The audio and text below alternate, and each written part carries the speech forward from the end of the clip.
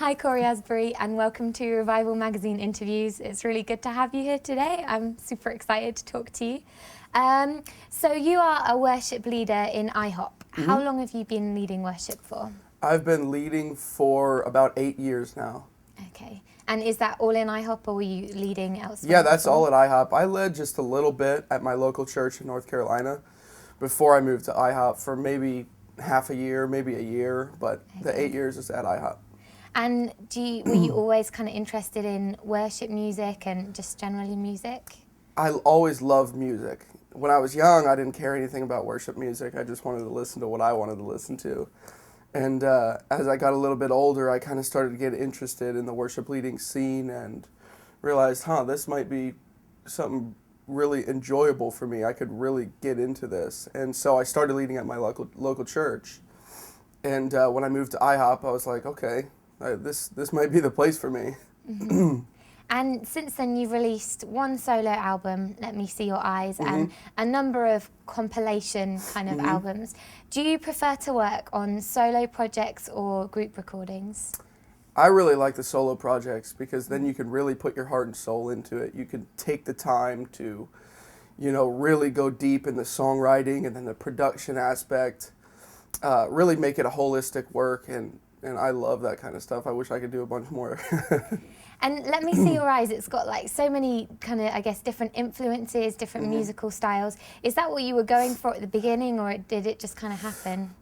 It is eclectic as far as musical styles go. I think what happened is we do so much of our worship on the platform at IHOP, and so a lot of the songs actually get written on the platform.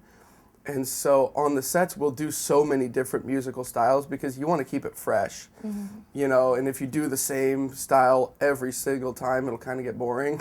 Yeah. So we kind of just try to branch out and do different sounds and styles. And so the songs get written from that place. And so it just ends up being real wide variety of sounds and styles. And what is the percentage like for you for how much gets written on the stage and how much is kind of crafted on your own for your songs? It's probably almost 50-50 actually, because a lot of times, like I said, we'll be on the stage and this really good chorus comes out and we're like, okay, this is really good, let's do something with this. And then so what I'll do is I'll take it home and I will kind of work the other pieces around that chorus or around that part that we got on the platform.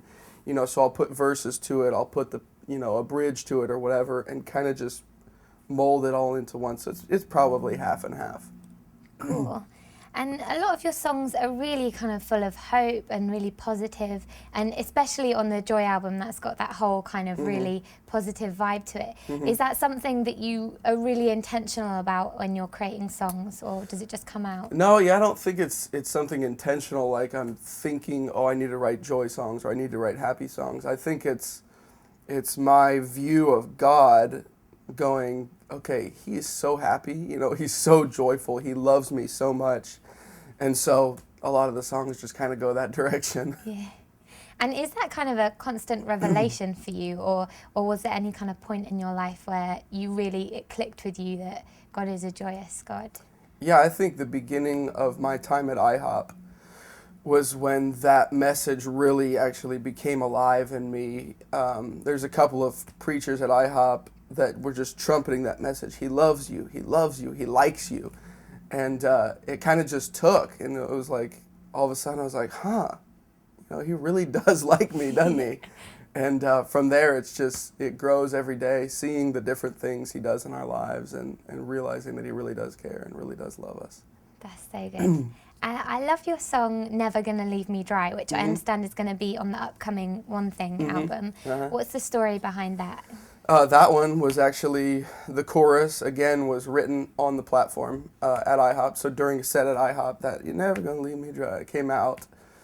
And then there was a couple other choruses, You fill us with your love, overwhelm us with your love.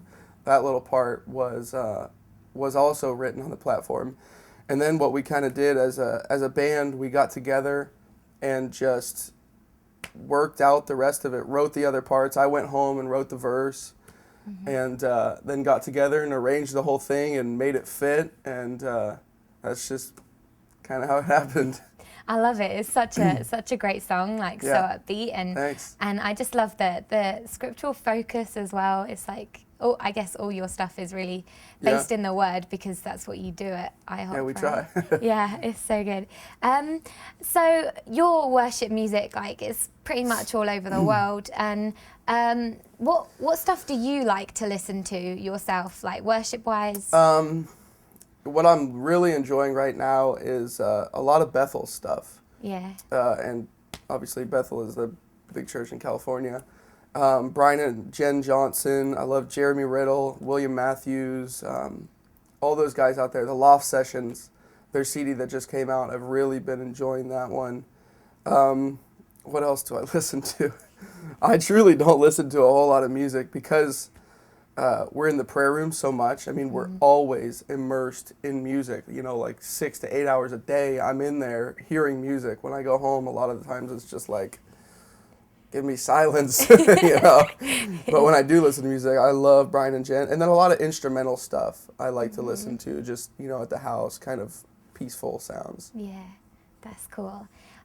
So just to finish up, I want to ask you, do you have any upcoming projects in the year that you're excited about, or anything you're particularly looking forward to? Yeah, I've been working on finishing a number of songs for an album that I hope will be out this year.